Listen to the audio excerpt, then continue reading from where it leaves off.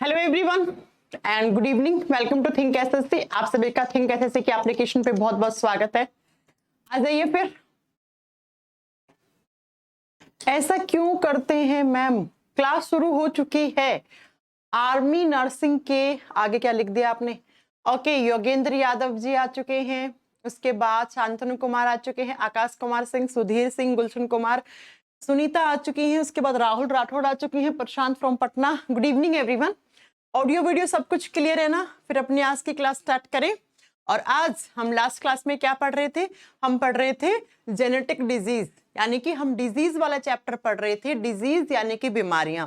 उसके बाद मैंने बताया था कि डिजीज कितने टाइप से होती हैं। हमने बैक्टीरियल डिजीज, हमने वायरस से होने वाले डिजीज, हमने प्रोटोजोआ से होने वाले डिजीज, हमने फंगस यानी कवक से होने वाले डिजीज सारी पढ़ ली थी। उसके बाद हमने लास्ट क्लास में जेनेटिक डिजीजेस यानी कि आनुवंशिक रोग स्टार्ट किए थे। आनुवंशिक डिजीज क्या होती हैं? जो बाय बर्थ मिलती हैं, आपको जन्म के साथ ही मिलती हैं। और ये डिजीज कब आती हैं? जब आपके क्रोमोसोम्स और जीन में कुछ गड़बड़ हो जाए, तब बाय बर्थ ही हमें कुछ डिजीजेस मिलती हैं, कुछ डिसऑर्डर्स मिलते हैं, जिनको जेनेटिक डिसऑर्डर्स या जेनेटिक डिजीजेस या हेरिडिटरी डिजीजेस या आनुवंशिक रोग कहते हैं। उसमें हमने कौन कौन सा पढ़ लिया था, याद है आपको? नंबर 1 पे हमने, क्लियर है मैम? बहुत सब ठीक है। वॉइस वगैरह तो सब कुछ क्लियर है ना? कि मैं बोले ही जा रही हूं, सब क्लियर है ना?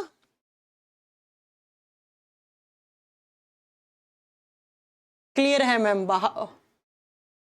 ये आशीष कह रहे वॉइस इज नॉट कमिंग। किसने बोला ये वॉइस इज नॉट कमिंग? बहुत बारिश हो रही है मैम। अच्छा, हमारे यहाँ तो नहीं हो रही भाई, आपके यहाँ बारिश हो रही होगी, इधर तो कुछ नहीं है। चलो, तो ये कितना कुछ हमने पढ़ लिया था। वॉइस तो एकदम क्लियर है यार। कौन कह रहा है वॉइस नहीं है? अब अपना माइक वाइक चेक करा करो क्लास में आने से पहले, फोन का माइक वगैरह ऑल क्लियर है, ठीक है? तो उसके बाद आप बताओ मुझे कौन कौन सी जेनेटिक डिजीजेस मैंने आपको पढ़ा दी, फटाक से मुझे कमेंट करके बताओ। एक मुझे याद है कि मैंने आपको हीमोफीलिया के बारे में पढ़ाया था। नंबर 1 पे हमने कौन सी पढ़ी थी? हमने कलर ब्लाइंडनेस पढ़ी थी। कलर ब्लाइंडनेस जो मैंने कहा था लड़कों में ज्यादातर होती है, और कलर ब्लाइंडनेस को हिंदी में हम वर्णांधता कहते हैं। और कलर ब्लाइंडनेस का मतलब क्या होता है, सब कुछ मैं पढ़ा चुकी थी। दूसरी हमने पढ़ी थी इसके बाद हीमोफीलिया। हीमोफीलिया में क्या होता है? ब्लड का क्लोट नहीं बनता है। और 3 नंबर पे मैंने पढ़ाई थी sickle cell anaemia. Sickle cell anaemia यानी कि इसके अंदर आरबीसी का आकार सिकिल के जैसा, हसिया के जैसा हो जाता है। अब 4th पे लिखो थैलेसेमिया, फटाक से लिखो। आज हमें खत्म करना है ये चैप्टर, आज हमारा फिनिश हो जाएगा ये, फिर कल की क्लास में नया चैप्टर स्टार्ट करेंगे। 4th पे आपको पढ़ना है थैलेसेमिया। थैलेसेमिया आपने अक्सर सुना होगा, न्यूज में या अखबार में पढ़ा होगा कि फलानी जगह पे ना एक कैंप लगा है, और जिस कैंप में ब्लड डोनेशन करो, आप थैलेसेमिया वाले बच्चों को खून डोनेट करके आओ। ऐसा कभी आपने सुना है? आता है अक्सर अखबार में, ऐसा एड भी आता है कि फलानी जगह पे ना बच्चों के लिए डोनेशन, ब्लड डोनेशन का कैंप लगा है, और ब्लड डोनेशन कैंप में ऐसे बच्चों के लिए ब्लड डोनेट करके आओ जिनको थैलेसेमिया है। क्यों? क्योंकि थैलेसेमिया वाले बच्चों के अंदर एमिया, एमिया का मतलब ये होता है खून की कमी। इन बच्चों में खून की कमी रहती है, और इन बच्चों को ना हर महीने खून की रिक्वायरमेंट होती है। इसलिए कभी आपको जिंदगी में मौका मिले तो आप भी बिल्कुल ऐसे बच्चों को आप ब्लड देके उनकी जान बचा सकते हैं। बहुत अच्छा भी होता है, मैंने भी एक बार डोनेट किया है, ठीक है?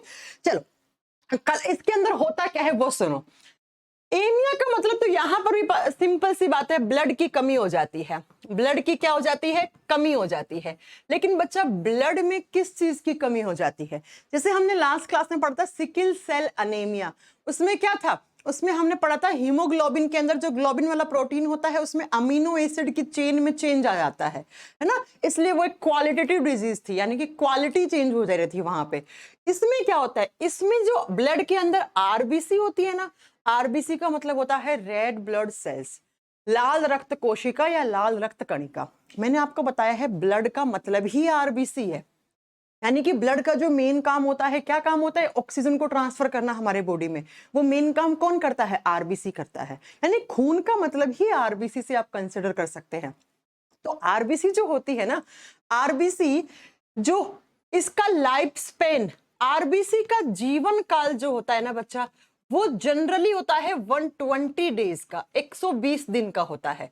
लेकिन कुछ बच्चों के अंदर बाय बर्थ, यानी कि जब उनका जन्म होता है ना, तब से ही उनके बॉडी में कुछ क्रोमोसोमल में प्रॉब्लम आ जाती है, और जिसके कारण जिन बच्चों की आरबीसी का जो जीवन काल है ना, लाइफ स्पेन, वो 120 दिन से घट जाता है, 120 दिन से कम हो जाता है। ये घट जाता है यानी कि कम हो जाता है, और ऐसा माना जाता है ऐसे बच्चों की आरबीसी सिर्फ 50 से 60 दिन तक की ही जीवन काल की बचती है। अब आप खुद सोचो, एक बच्चे के अंदर आरबीसी बन रही है, वो 120 दिन तक जिंदा है, 120 दिन तक अपना काम कर रही है। काम क्या है उसका? ऑक्सीजन ट्रांसफर करना। और एक बच्चे की आरबीसी बनी और वो 50-60 दिन जिंदा रही, यानी कि आरबीसी बन रही है और जल्दी मर जा रही हैं, बन रही है जल्दी मर जा रही हैं। इसका मतलब मैम, ऐसे बच्चों में आरबीसी की कमी यानी कि खून की कमी रहेगी। और साथ में अगर खून की कमी हो गई तो ऐसे बच्चों के बॉडी के अंदर क्या ट्रांसपोर्ट नहीं हो पाता है? प्रॉपर ऑक्सीजन ट्रांसपोर्ट नहीं हो पाता है। ऐसे बच्चों के बॉडी में ऑक्सीजन की भी कमी रहती है। इसलिए अगर किसी दिन ज्यादा ऑक्सीजन की कमी हो गई तो उस दिन तो बिल्कुल प्रॉब्लम हो जाएगी इन बच्चों को। इनके ब्रेन के पास अगर ऑक्सीजन नहीं गई तो ये बच्चे बेहोश हो जाएंगे, और बेहोश से हो सकता है कोमा में जा सकते हैं, मर सकते हैं। इसलिए इन बच्चों को हर 1 महीने में इनको खून चढ़ता है। अब वो डिपेंड करता है कितना खून चढ़ता है, कितना है पहले से उसके बॉडी में। तो आपको याद रखना है, थैलेसीमिया एक ऐसी डिजीज है जो जेनेटिक डिजीज है, जेनेटिक डिसऑर्डर है। इसके अंदर होता क्या है? तो इसके अंदर आरबीसी का जो लाइफ स्पेन है वो नॉर्मली 120 दिन का होता है, लेकिन इन बच्चों के अंदर आरबीसी का लाइफ स्पेन 120 दिन का ना होके 50-60 दिन का ही बच जाता है। अब आप बताओ, यहां पर आरबीसी की क्वांटिटी कम हो रही है, उसका जीवन काल कम हो रहा है, इसलिए हम बोलते हैं ये एक क्वांटिटी डिजीज है। क्वांटिटिव का मतलब है इसमें क्वांटिटी कम हो रही है, संख्या में कमी आ रही है। जैसे सिकल सेल एनीमिया क्या था? क्वालिटेटिव, उसमें क्वालिटी में चेंज आ रहा था, यहां पे क्वांटिटी में चेंज आ रहा है। पॉइंट क्लियर हो गया? तो आपसे पूछेगा आरबीसी का आकार चेंज होता है, वो सिकल सेल एनीमिया। आरबीसी का जीवन काल कम हो जाता है, वो थैलेसीमिया। ओके, समझ में आ गई होगी आपको। ये चौथी हो गई। अब लिखिए नेक्स्ट 5वीं। 5 नंबर पे जो जेनेटिक डिजीज आती है वो है क्लाइनफेल्टर सिंड्रोम। 5 नंबर पे होता है जिसको बोलते हैं क्लाइनफेल्टर सिंड्रोम। मैंने सिंड्रोम शब्द का मीनिंग आपको पहले भी बताया है, मैंने पढ़ाया आपको कि जो क्लाइनफेल्टर में सिंड्रोम लगा हुआ है, इस सिंड्रोम का मीनिंग क्या होता है। बच्चा, सिंड्रोम का मतलब होता है ग्रुप ऑफ सिम्टम्स, यानी कि बहुत सारे लक्षण एक साथ आ जाना, उसको बोलते हैं हम सिंड्रोम। क्लाइनफेल्टर सिंड्रोम कब होता है वो बहुत ध्यान से आपको समझना है। मैंने आपको लास्ट क्लास में पढ़ाया था टोटल नंबर ऑफ क्रोमोसोम्स कितने होते हैं? 23 पेयर्स होते हैं, 23 जोड़ी होते हैं। लड़कों के कैसे रहते हैं? 44 प्लस एक्स और वाई, ऐसे रहते हैं ना। लड़कियों के कैसे रहते हैं बच्चा? फीमेल के रहते हैं 44 प्लस एक्स एक्स। अब ये क्लाइनफेल्टर सिंड्रोम कब होता है? ये तभी होगा जब बच्चा बन रहा होता है माँ के पेट में, तभी हो जाता है ये सिंड्रोम। अब इस सिंड्रोम में होता क्या है? इस सिंड्रोम में जो बच्चा बन रहा होता है पेट में, उसके मेल क्रोमोसोम में गड़बड़ हो जाती है। मेल क्रोमोसोम का मतलब है कि नर के गुणसूत्र में कुछ बदलाव आ जाता है, यानी कि वो लड़का बन रहा था लेकिन साथ में उसके क्रोमोसोम में कुछ प्रॉब्लम होगी। कैसी? तो बहुत ही ध्यान से सुनना। यहाँ पे पहली बात तो मेल क्रोमोसोम में चेंज आ रहा है, इसका मतलब एलोसोम में प्रॉब्लम हो रही है। कैसी प्रॉब्लम हो रही है? एलोसोम में हो कैसी रही है प्रॉब्लम, वो सुनो।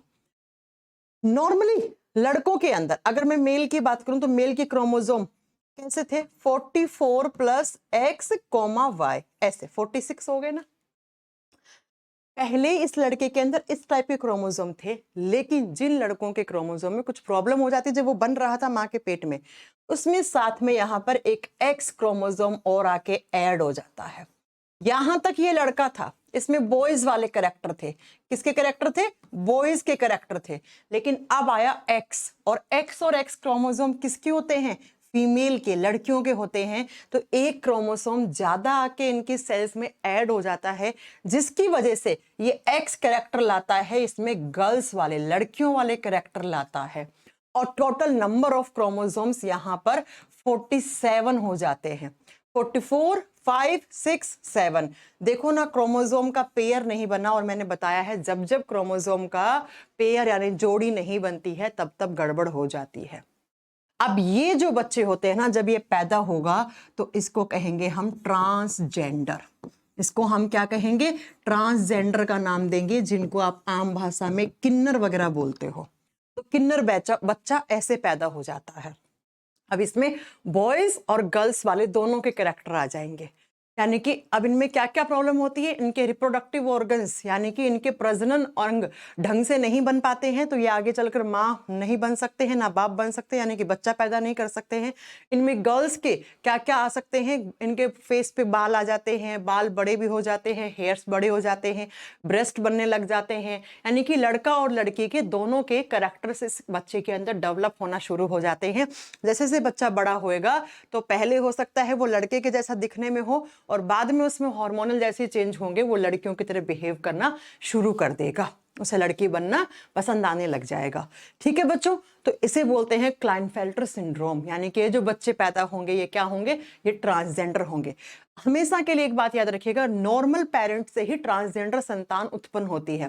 ट्रांसजेंडर तो बच्चे पैदा कर नहीं सकते ना, तो नॉर्मल जो लोग होते हैं ना, उनसे ही ट्रांसजेंडर बच्चा बनता है, यानी कि किन्नर बच्चा बनता है। इस बात को आप याद रखिएगा। ठीक है, अब ट्रांसजेंडर है, और आप जानते हैं ट्रांसजेंडर को अपने इंडिया में भी थर्ड जेंडर की हम कैटेगरी में काउंट करते हैं। ये भी हम लोग थोड़ा सा इनको अजीब तरीके से हम लोग इनके साथ पेश आते हैं, लेकिन अब आप खुद सोचिए लोग कहां से कहां पहुंच गए। इंडिया में फर्स्ट ट्रांसजेंडर जज बन चुकी है, आईपीएस बन चुकी हैं, तो इनका हमेशा आप लोगों को रेस्पेक्ट करनी चाहिए, और बढ़िया तरीके से इनके लिए, मतलब कुछ लोगों के अलग से अवधारणाएं होती है इनके लिए, लेकिन है ये एक ह्यूमन बीइंग ही, जैसे हम लोग ह्यूमन बीइंग है ना, वैसे ये भी ह्यूमन बीइंग ही है। तो ये होता है क्लाइनफेल्टर सिंड्रोम। अब मैम एग्जाम में कैसे क्वेश्चन आता है? एग्जाम में आता है कि किसके क्रोमोसोम में प्रॉब्लम हुई? मेल क्रोमोसोम में। क्लाइनफेल्टर सिंड्रोम में टोटल नंबर ऑफ क्रोमोसोम कितने हो जाते हैं?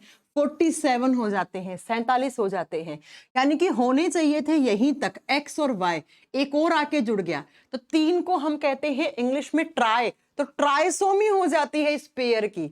हमेशा क्रोमोसोम पेयर में होना चाहिए। देखो ना, पेयर कहां बना? 47 का कोई पेयर थोड़ी होता है, तो पेयर नहीं बना ना तो गड़बड़।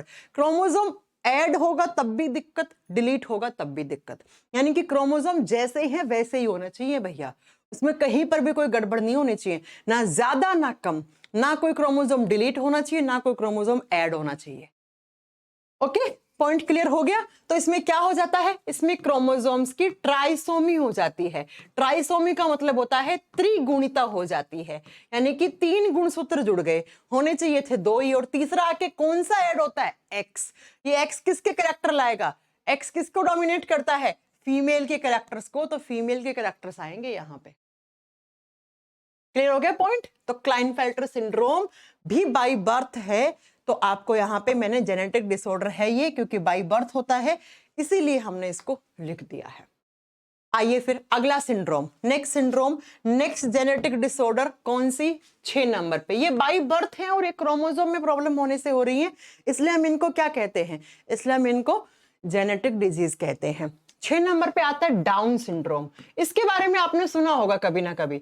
आजकल प्रेगनेंसी में 5वें 6ठे महीने में डॉक्टर डाउन सिंड्रोम का टेस्ट भी करता है कि बच्चे को कोई डाउन सिंड्रोम वाले कैरेक्टर्स तो नहीं है, पहले ही पता लग जाते हैं आजकल तो। ठीक है, डाउन सिंड्रोम। डाउन सिंड्रोम में होता क्या है, बहुत ध्यान से सुनो। डाउन सिंड्रोम जो है ना, वो मेल फीमेल दोनों के क्रोमोसोम में, यानी लड़का लड़की दोनों में हो सकता है, मेल और फीमेल दोनों में प्रॉब्लम हो सकती है यहाँ पे, यानी कि जो बच्चा माँ के पेट में लड़का बन रहा है, जो लड़की बन रही है, उन दोनों के क्रोमोसोम में प्रॉब्लम आ सकती है। क्यों? क्योंकि मेल और फीमेल के जो कॉमन क्रोमोसोम्स होते हैं, जो सेम होते हैं, उनको हम क्या बोलते हैं? उनको हम ऑटोसोम बोलते हैं। तो यहाँ पर ऑटोसोम क्रोमोसोम में प्रॉब्लम होती है। कैसी प्रॉब्लम होती है? पहले बताओ, ऑटोसोम्स कितने होते हैं? ऑटोसोम्स 22 पेयर्स होते हैं मैम, 22 जोड़ी होते हैं, पढ़ाया ना मैंने। अब 22 जोड़ी में एक होगा पहली जोड़ी, दूसरी जोड़ी, तीसरी जोड़ी, ऐसे 4th pair, 5th pair, 6th pair, ऐसे चलते रहेंगे। ऐसे ही जब 21वां पेयर आता है ना, यानी कि 21st पेयर, पेयर का मतलब क्या? 21वां जोड़ा, और जोड़े में कितने होने चाहिए? 2 ही होने चाहिए ना। जोड़े में कितने? 2। मान लो 21वें जोड़े में 2 क्रोमोसोम थे, जैसे ए और बी दो थे, अब ए और बी क्रोमोसोम के नाम नहीं है, मैंने ऐसे आपको समझाने के लिए लिखा कि जैसे 22 जोड़ी ऑटोसोम होते हैं लड़का लड़की में, ठीक है, तो 22 जोड़े में जैसे 21वां जोड़ा होता है, मान लो 21वें जोड़े में 2 क्रोमोसोम में एक का नाम ए है एक का नाम बी है, यहां तक रहा तो कोई दिक्कत नहीं है, नॉर्मल बच्चा पैदा होगा, इसमें डाउन सिंड्रोम नहीं आया है। लेकिन अगर किसी बच्चे में 21वें पेयर में एक और सी एक्स्ट्रा आके जुड़ गया, क्रोमोसोम ऐड हो गया, तो ऐसा बच्चा जब पैदा होगा तो उसमें कुछ सिम्टम्स आएंगे, ग्रुप ऑफ सिम्टम्स आएगा, तो उसको हम डाउन सिंड्रोम वाला बच्चा बोलेंगे। ध्यान से सुनो, क्लाइनफेल्टर सिंड्रोम में क्या हुआ था, एलोसोम ही गड़बड़ हो गए थे, 46वां जो पेयर था उसमें ही गड़बड़ हो गई थी, 23वां जो पेयर था उसमें गड़बड़ हो गई थी, यहाँ पे कौन से पेयर में, यहाँ पे 21वें पेयर में गड़बड़ हो रही है। ऐसी 18वें जोड़ी के पेयर में गड़बड़ हुई तो अलग टाइप का सिंड्रोम, तीसरे में हुई तो अलग टाइप का, सॉरी 5वें पेयर में हुई तो अलग टाइप की गड़बड़, यानी कि हर एक क्रोमोसोम के पेयर में कुछ गड़बड़ होगी तो वहां प्रॉब्लम आ जाती है। तो अब 21वें पेयर में 2 होने चाहिए थे मैम क्रोमोसोम, इस तरीके से पहला क्रोमोसोम दूसरा क्रोमोसोम, 2 ही होने चाहिए थे, यहां तक नॉर्मल बच्चा पैदा होता। लेकिन हुआ क्या कि एक तीसरा और आके ऐड हो गया, अब 3 हुए तो पेयर तो बनेगा नहीं, जोड़ी तो बनेगी नहीं, तो इसे बोलते हैं हम trisomy of 21st pair chromosome, trisomy of 21st pair chromosome, यानी कि 21वीं जोड़ी जो क्रोमोसोम की थी उसमें त्रिगुणिता हो गई, यानी 3 क्रोमोसोम हो गए, होने 2 चाहिए थे। भाई जब जब क्रोमोसोम ऐड होगा डिलीट होगी प्रॉब्लम तो आएगी आएगी।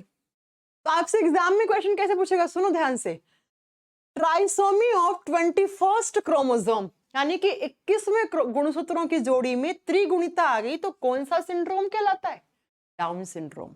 या पूछेगा डाउन सिंड्रोम में कौन से पेयर के क्रोमोसोम में गड़बड़ होती है, तो आपको याद करना है 21वें पेयर में, 21वें, और जब 23वें में गड़बड़ होगी ना 44 + XY + X, तो फिर तो ट्रांसजेंडर बच्चा ही पैदा हो गया। अब यहाँ पे इस बच्चे के अंदर क्या क्या कैरेक्टर्स आएंगे, तो मैं एक फोटो दिखाती हूँ। डाउन सिंड्रोम वाले बच्चे कुछ ऐसे से पैदा हो जाते हैं, ये दिख रहा है आपको ऊपर डाउन सिंड्रोम। अब देखो इनमें क्या क्या गुण दिखेंगे आपको, इनकी आंखें कुछ ऐसी दिखेंगी, ये देखो ऐसा लगेगा आंखों के नीचे इस तरीके से बहुत सारी सूजन सी दिखेगी, आंखें अंदर की तरफ धंस जाएंगी और ये वाला पार्ट आगे बाहर निकल जाएगा। नेक्स्ट, इनके कान छोटे होंगे, स्मॉल ईयर्स, कान छोटे होंगे, नाक ऐसे फ्लैट होगी, ऐसे फ्लैट चपटी हुई नाक दिखेगी, इनकी गर्दन होगी ही नहीं, ऐसा लगेगा आपको, ऐसे होते हैं बच्चे, ऐसे गर्दन होगी ही नहीं। एक और दिखाती हूँ फोटो, ये देखो ऐसी नेक दिखेगी, ऐसी गर्दन होती है इन बच्चों की। और मैं बता दूं ये जो बच्चे हैं ना, ये मेंटली भी ना थोड़े मानसिक तौर पे भी ना कमजोर पैदा होते हैं, मानसिक तौर पे भी ये थोड़े कमजोर रहते हैं, और फिजिकल बॉडी स्ट्रक्चर भी आपको थोड़ा सा डिफरेंट लगेगा बच्चों से। देखो ऐसा लगेगा, गर्दन है ही नहीं, पीछे ऐसी कुबड़ सी निकल गई, स्किन जो है ऐसे एक जगह कट्ठी सी हो जाती है, आंखें इनकी ऐसी हो जाती हैं, कान इनके छोटे रहते हैं, ये बात आप याद रखिएगा, कुछ ऐसे ऐसे बच्चे दिखना शुरू हो जाते हैं, नाक चपटी हो जाती है, कान छोटे होते हैं। आपको सिम्टम्स नहीं याद रखने, लेकिन ऐसे डेली लाइफ में आप कोई पूछ ले तो आपको याद होने चाहिए। गर्दन छोटी हो जाती है, इनको बोलते हैं डाउन सिंड्रोम वाले बच्चे। और मैं आपको ये भी बता दूं कि ये बच्चे ना मेंटली भी थोड़े, इनका डेवलपमेंट सही से नहीं हो पाता है, यानी कि पढ़ाई लिखाई में, इनकी याददाश्त, इन सब में कमजोर रहेंगे बच्चे, इसको बोलते हैं डाउन सिंड्रोम। इसको क्या बोलते हैं, डाउन सिंड्रोम। ओके, एक कह रहा चाइना के जैसे बच्चे, हाँ थोड़े थोड़े चाइनीज जैसे लगते हैं। ओके चलिए नेक्स्ट 7 नंबर पे, तो डाउन सिंड्रोम समझ में आ गया, क्लाइनफेल्टर सिंड्रोम समझ में आ गया। नेक्स्ट आता है टर्नर सिंड्रोम, TURNER, 7 नंबर पे लिखना Turner syndrome. Turner syndrome same नाम हिंदी में है, टर्नर सिंड्रोम। ये सिंड्रोम सिर्फ लड़कियों में होता है, लिखो ये सिर्फ और सिर्फ फीमेल्स में प्रेजेंट होता है, लड़कों का कोई लेना देना नहीं है इस सिंड्रोम से।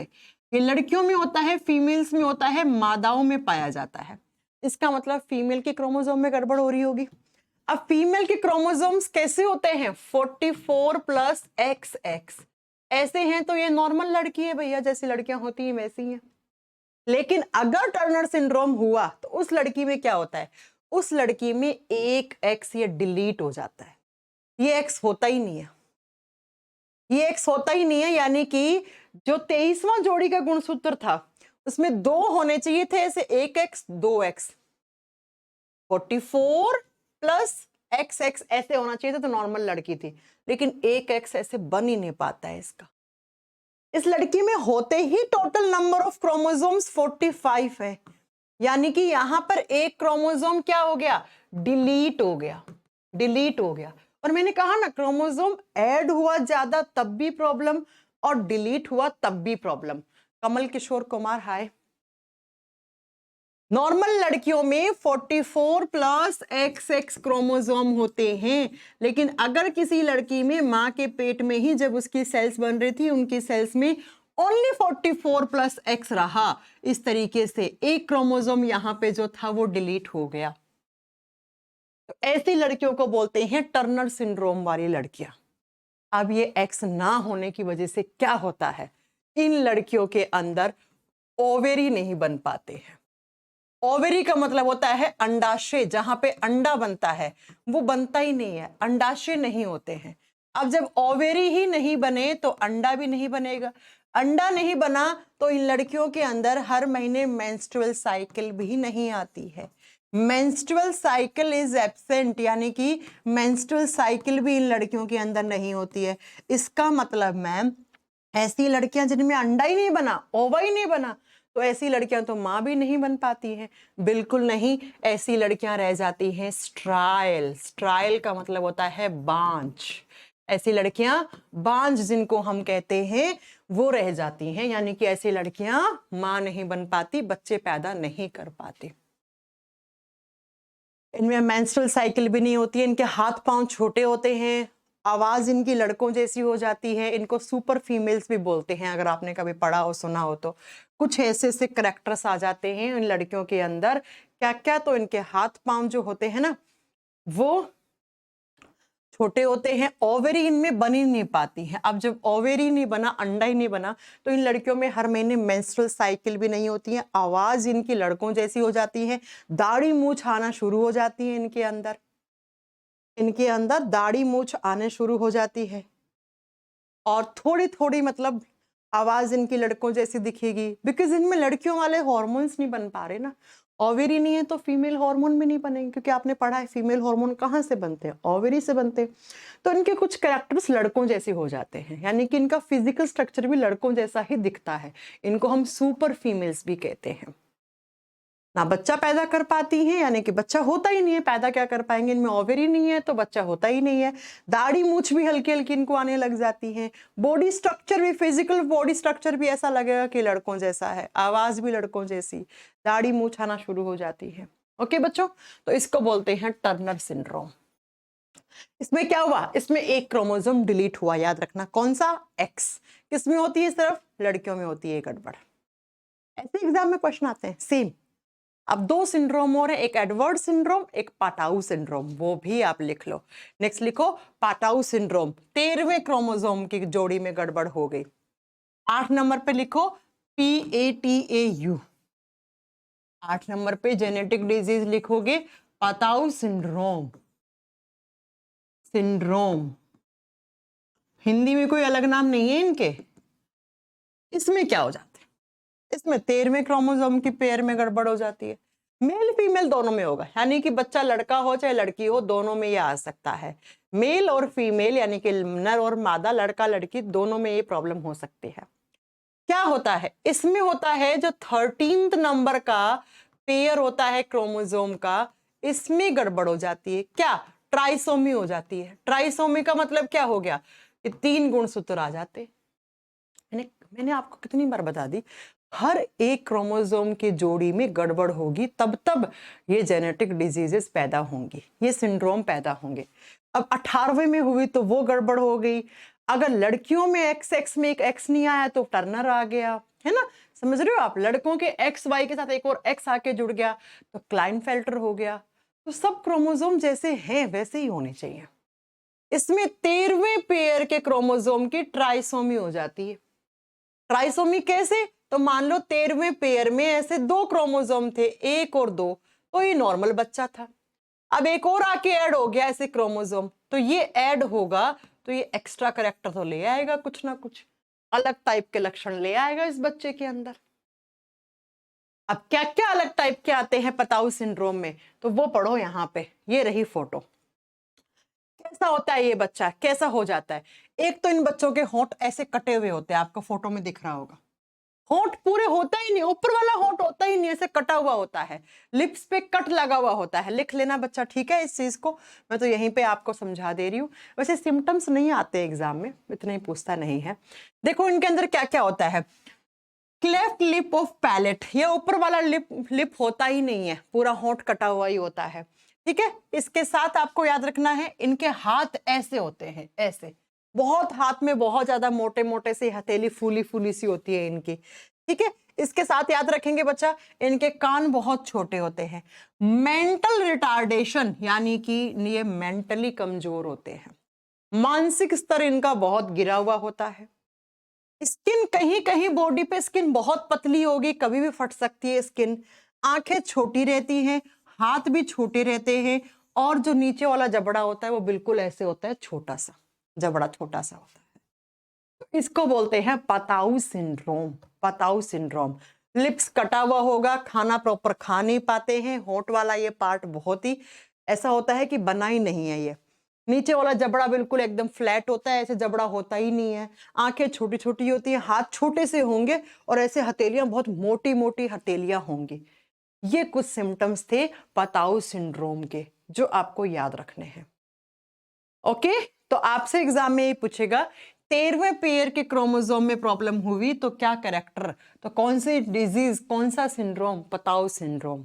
या उल्टा पूछेगा पताऊ सिंड्रोम में क्या होता है, 13वें पेयर क्रोमोसोम में गड़बड़ हो जाती है, एक क्रोमोसोम आके ऐड हो जाता है। ऐड हुआ तो टोटल क्रोमोसोम्स होने कितने चाहिए थे, 46, हो कितने गए, 47, तो गड़बड़ है। अब एक लास्ट सिंड्रोम और लिख लो 9 नंबर पे, एडवर्ड सिंड्रोम। एडवर्ड सिंड्रोम, 18वें पेयर के क्रोमोसोम में गड़बड़ हुई तो एडवर्ड सिंड्रोम। एडवर्ड एस लगा दो, सिंड्रोम, एडवर्ड सिंड्रोम। अब ये भी लड़का लड़की दोनों में हो सकता है, ये मेल और फीमेल दोनों टाइप के बच्चों में हो सकता है, मेल्स में भी होगा, फीमेल्स में भी होगा। क्यों? क्योंकि इनमें भी ऑटोसोम्स में गड़बड़ होती है। कौन से पेयर में, 18th नंबर के पेयर की ट्राइसोमी हो जाती है। अब 18th नंबर पेयर ट्राइसोमी का मीनिंग क्या है कि 18वें जोड़ी में होने कितने चाहिए थे, 18वें पेयर क्रोमोसोम में इस तरीके से 2 होने चाहिए थे, लेकिन एक और आके ऐड हो गया, ऐड हो गया। अब ये एक्स्ट्रा टाइप के कैरेक्टर ले आएगा। हाँ, ऊपर वाला लिप्स कटा हुआ होता है या होता ही नहीं है, हल्का सा होता है, पतला सा होता है। तो जब 18वें में प्रॉब्लम होगी तो ऐसा हो जाएगा बच्चा। अब इन बच्चों में क्या होता है, इनकी उंगलियां ऐसे मुड़ी हुई होती है, हमेशा मुट्ठी सी बंद रहती है इनकी ऐसे, मतलब उंगलियां सही से भी नहीं बन पाती है। इसके अंदर देखो क्या क्या कैरेक्टर्स होंगे, आप देखिए। इसमें क्या होता है, 80% फीमेल्स में देखी गई है लड़कियां, लड़कियों में ज्यादा आता है एडवर्ड सिंड्रोम। लिखा है ना, trisomy of 18th, Edward syndrome कहलाता है। क्या क्या होता है, लो सर्वाइवल रेट, यानी कि ये बच्चे जिंदा ही बहुत कम रह पाते हैं। क्यों? क्योंकि इनका हार्ट सही से नहीं बन पाता है, इनका किडनी सही से नहीं बन पाता है, इनमें खाना वाना पचता नहीं है, इनका माथा छोटा होता है, आंखें इनकी बड़ी बड़ी होती हैं, और आईज इनकी, आंखें बड़ी बड़ी होती हैं, चपटी होती हैं, हाथ ऐसे, उंगलियां ना इनकी ऐसे ऐसे मुड़ी हुई होती है, ऐसा लगेगा मुट्ठी बंद है। देखो ना इस बच्चे की भी आपको लग रहा होगा ऐसे मुट्ठी बंद सी लग रही है। और ये बच्चे ना सर्वाइव भी बहुत कम कर पाते हैं, ये सर्वाइव भी बहुत कम कर पाते हैं, यानी कि ये बच्चा या तो जन्म होते ही मर जाता है, या मरा हुआ पैदा होता है, या 12-6 महीने निकाल देते हैं, उसके बाद ये जिंदा नहीं रह पाते हैं। 12-6 महीने निकाल देते हैं, जिंदा नहीं रह पाते। अब एक बार फिर से सुन लो सारे सिंड्रोम कैसे कैसे एग्जाम में कैसे आएंगे, तो कंफ्यूजन हो जाएगा तुम लोगों को। 3 तो हमने लास्ट क्लास में पढ़ ली थी, कोई बड़ी प्रॉब्लम नहीं है। थैलेसेमिया तो अलग ही टाइप की, तो मैंने पढ़ा दी। क्लाइनफेल्टर में क्या होता है, जब लड़कों के 23वां पेयर क्रोमोसोम था जिसमें एक्स और वाई क्रोमोसोम थे, इसमें एक क्रोमोसोम और आके ऐड हो गया, कौन सा, एक्स। तो यही तो एग्जाम का क्वेश्चन बनेगा। ये क्या लाता है करेक्टर, यहां तक ही नॉर्मल लड़का था, ये एक्स ले आए लक्षण लड़कियों वाला। तो ये बच्चे कैसे पैदा होते हैं, ये ट्रांसजेंडर, जिनको हम किन्नर कहते हैं। थर्ड जेंडर जो इंडिया में है, मेल फीमेल के बाद जो ट्रांसजेंडर हैं वो। ओके, तो ये हो गया मेल एलोसोम के क्रोमोसोम में गड़बड़ होने से। अगला था डाउन सिंड्रोम। डाउन सिंड्रोम में क्या होता है, 21वें जोड़ी के क्रोमोसोम में प्रॉब्लम हो जाती है। 21वें जोड़ी क्रोमोसोम में एक एक्स्ट्रा आकर और ऐड हो गया, जिससे ट्राइसोमी हो गई 21वें जोड़ी की, तो उसे डाउन सिंड्रोम वाले बच्चे बोलेंगे। टर्नर सिंड्रोम सिर्फ लड़कियों में होता है। लड़की, नॉर्मल लड़की के क्रोमोसोम 44+XX होनी चाहिए, लेकिन अगर किसी लड़की में एक एक्स नहीं बन पाया, ये बाई बर्थ ही होगा, ये जन्म धरती पे आया उससे पहले ही उसमें ये दिक्कत आ गई थी, माँ के पेट में था तभी ये प्रॉब्लम सारी शुरू हो गई थी। सारी बीमारियां माँ के पेट में ही हो जाती है, जैसे मैंने पढ़ाई है अभी तक सारी। जेनेटिक डिजीज का मतलब ही क्या होता है, जो बाई बर्थ आए आप में, ठीक है। तो ये लड़कियां सुपर फीमेल्स कहलाती हैं, बच्चा इनको होता नहीं है, इनमें हॉर्मोन्स बनते नहीं है लड़कियों वाले। पताउ सिंड्रोम में 13वें पेयर के क्रोमोसोम्स में गड़बड़ हो जाती है, 13th number of pair chromosome की ट्राइसोमी होगी तो पताउ सिंड्रोम, और 18वें की होगी तो एडवर्ड सिंड्रोम। Edward syndrome. और इसी के साथ आपकी जेनेटिक डिजीजेस कंप्लीट हो गई हैं। इतनी ही आपको याद रखनी है, इतनी ही आपको याद रखनी है। अब मैं एक छोटी छोटी डिजीज पढ़ाती हूँ आपको। जैसे एग्जाम में एक बीमारी आता है, आपने सुना हो तो, ये जेनेटिक नहीं है, नॉर्मल है ये किसी की चीज की कमी से या ज्यादा होने से हो रही है। इटाई रोग आपने सुना हो तो कभी। जेनेटिक डिजीज आपकी खत्म हो गई है, ये अनुवांशिक रोग नहीं है, वो इतने ही पढ़ने थे आपको। ये कुछ ऐसे ही पढ़ा रही हूँ, एक एक लाइन की होती है जो एग्जाम में आ जाती हैं। आप एनवायरमेंटल साइंस में पढ़ते हो, ये सब एनवायरमेंट साइंस में पढ़ते हो आप। इटाई रोग कब हो जाता है, अगर आप खाने में कैडमियम के मॉलिक्यूल ज्यादा खा जाते हो। कैडमियम मेटल, कैडमियम धातु होती है, केमिस्ट्री में पढ़ोगे आप, हालांकि केमिस्ट्री में पढ़ लोगे आप। अगर आपने कैडमियम के मॉलिक्यूल खाने में ज्यादा खा लिया तो आपके शरीर में इटाई नामक रोग हो जाता है। ये एक्सेस या कमी से हो रही बीमारी है। इसमें क्या होता है, आदमी का हड्डियां मुड़ जाती हैं, जो बोन्स होती है ना वो मुड़ने लग जाती है, उनमें बैंड आ जाता है। और मेनली बैकबोन जो होती है ना, रीढ़ की हड्डी मुड़ जाती है, रीढ़ की हड्डी बैंड हो जाती है। ऐसे लोग झुक के चलते हैं। चाइना जापान में आपने देखे होंगे ऐसे लोग ऐसे चलते हैं, इनकी हड्डी मुड़ जाती है, रीढ़ की हड्डी ऐसे हो जाती है। एग्जाम में आता है कैडमियम धातु ज्यादा ले लेने से खाने में कौन सा बीमारी, इटाई। या इटाई किस धातु की वजह से होता है, कैडमियम की वजह से। किसकी वजह से, कैडमियम की वजह से। ऐसे ही जब आप मरकरी ज्यादा ले लेते हो खाने में तो मीना माटा डिजीज, नेक्स्ट लिखना, मीना माटा डिजीज, हिंदी में मीना माता रोग कहते हैं। मीना माता। अगर आपने किसके मॉलिक्यूल, मरकरी के मॉलिक्यूल, मर्क्यूरी का मतलब होता है पारा का मॉलिक्यूल आपके बॉडी में चले गए तो मीना माटा डिजीज हो जाती है। और ये बीमारी तो आपके ब्रेन, आपके नर्वस सिस्टम पे अटैक करती है, नर्वस सिस्टम को कमजोर बना देती है, तंत्रिका तंत्र को कमजोर बनाती है, आपके दिमाग को कमजोर बना सकती है। तो एग्जाम में आ जाए मीना माटा डिजीज किस धातु के अणुओं को खाने से हो जाती है, तो आपको याद होना चाहिए मरकरी। ऐसे ही होता है बच्चा निकिल खाने से, डर्मेटाइटिस लिखिएगा, ये एक स्किन की बीमारी है, डर्मेटाइटिस, हिंदी में सेम नाम है, डर्मेटाइटिस रोग। डर्मेटाइटिस रोग ये कब होता है, आपने अगर निकिल ज्यादा खा लिया। निकिल होता है चॉकलेट में, डार्क चॉकलेट्स, जितनी ज्यादा डार्क चॉकलेट उसमें उतने ही ज्यादा निकिल होता है, ठीक हो, ओके। निकिल से, साथ में कॉइन्स, कुछ बच्चों की आदत है ना कॉइन्स मुंह में ले लेते हैं, और जिप वगैरह लोहे के, लोहे का मतलब आयरन वगैरह से भी हल्का फुल्का हो जाता है, लेकिन मेनली होता है ये चॉकलेट और कॉइन्स में। और नेक्स्ट निकिल धातु, निकिल होती है जैसे जिप होती है ना, जिप पैंट की जिप होती है, या फिर कोई टी शर्ट में जिप लगी हुई, कुछ लोग ऐसे जिप को मुंह में ले लेते हैं, खाते रहते हैं, हाथ वाथ में कहीं जिप लगी है तो वो जिप मुंह में ले लेते हैं, या फिर सिक्के में सिक्का चाटते रहते हैं बच्चे, या चॉकलेट ज्यादा खाते हैं तो उनमें डर्मेटाइटिस रोग हो सकता है, उनके स्किन में इंफेक्शन हो सकता है। डर्म का मतलब हमेशा स्किन यानी त्वचा होता है। एक और लिख लो, ब्लू बेबी सिंड्रोम, ये बच्चा इसको स्टार करना, पीसीएस के एग्जाम में आती है ये बहुत बार। ब्लू बेबी सिंड्रोम, बच्चा नीला हो जाता है, नीला पड़ने लग जाता है। कब कब एक तो बच्चे के दिल में छेद होता है तब नीला पड़ता है, दूसरा जब जब बच्चे के बॉडी में ऑक्सीजन की कमी होती है तो बच्चा नीला पड़ जाता है। ठीक है, और क्यों होती है? क्योंकि खाने में नाइट्रेट फूड ज्यादा ले लेते हैं। ये बीमारी होती है नाइट्रेट अणुओं का ज्यादा कंजप्शन करने से।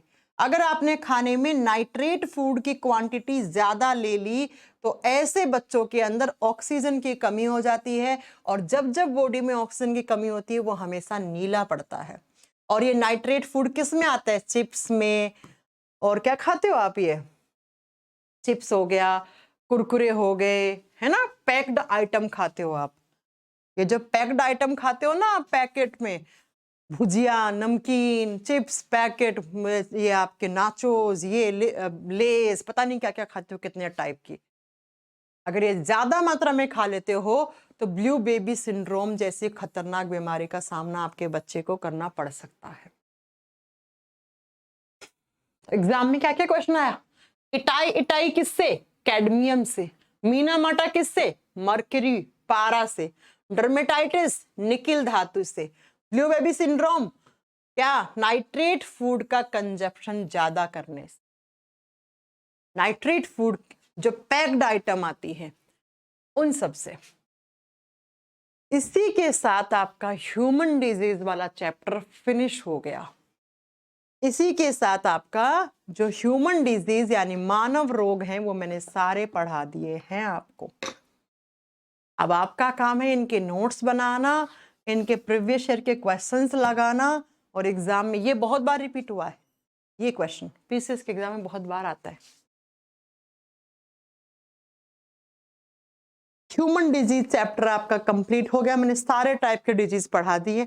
अब कुछ कैंसर, डायबिटीज, ये 7 डायबिटीज तो मैंने आपको हार्मोन वाले चैप्टर में पढ़ा ही दिया था। खैर, तो ये मैं छोटी छोटी वीडियो बनाऊंगी, कुछ दिनों में टाइम मिलेगा तब आपके बैच में डलवा दूंगी, वो 5-10 मिनट की होगी वो। ब्लू बेबी सिंड्रोम से क्या होता है? बच्चा नीला पड़ जाता है, उसके बॉडी में ऑक्सीजन का लेवल डिक्रीज होने लग जाता है। अगर बहुत ज्यादा ऑक्सीजन की कमी होगी तो हार्ट अटैक पड़ जाएगा, ऐसे बच्चे का हार्ट फेल हो जाएगा बच्चा, ये होता है। ओके, अब हम कल की क्लास में नया चैप्टर स्टार्ट करेंगे। मोस्ट प्रोबेबली मैं एक्सक्रीटरी सिस्टम, 2 सिस्टम बचे हैं आपके, एक्सक्रीटरी एंड रेस्पिरेटरी, वो कर लेते हैं, खत्म कर लेते हैं उन्हें पहले। चीकू बनी चले गए बेटा। कैंसर के बारे में बताऊंगी नहीं, मैं कुछ वीडियो रिकॉर्ड करूंगी, अभी मेन चैप्टर पढ़ लेते हैं, वो आपके बैच में डलवा दूंगी मैं, डोंट वरी। ठीक है, कैंसर अलग से मैं 15-20 मिनट का चैप्टर है, इसको मैं रिकॉर्ड करूंगी, तो रिकॉर्ड करके आपके बैच में डलवा दूंगी। हाँ हाँ, कैंसर नहीं पढ़ा है मुझे पता है बच्चा, कह तो रही हूँ कैंसर के लिए 20-25 मिनट का चैप्टर है, तो वो मैं अलग से रिकॉर्ड करके डाल दूंगी, वो इतना कोई ज्यादा टफ नहीं, आपको समझ में आ जाएगा उससे। नेक्स्ट चैप्टर एक्सक्रीटरी सिस्टम, कल हम पढ़ेंगे एक्सक्रीटरी सिस्टम, उत्सर्जन तंत्र, किडनी के बारे में। कुछ क्वेश्चन सुने होंगे आपने, क्या क्या, जैसे आपने सुना होगा नेफ्रॉन क्या होता है, किडनी में पथरी हो जाती है, कहाँ हो जाती है? किडनी का काम होता है पेशाब बनाना, वो कैसे बनता है? आकाश बेटा चीकू बनी चले गए हैं आज, वो अहमदाबाद रहते हैं ना, हमारे जो जीजा जी हैं वो ओएनजीसी में इंजीनियर हैं, तो वहीं पे रहते हैं, तो आए हुए थे छुट्टियों में, अभी 3-4 दिन की छुट्टी थी, इसलिए मैंने आपको चीकू से मिलवाया था।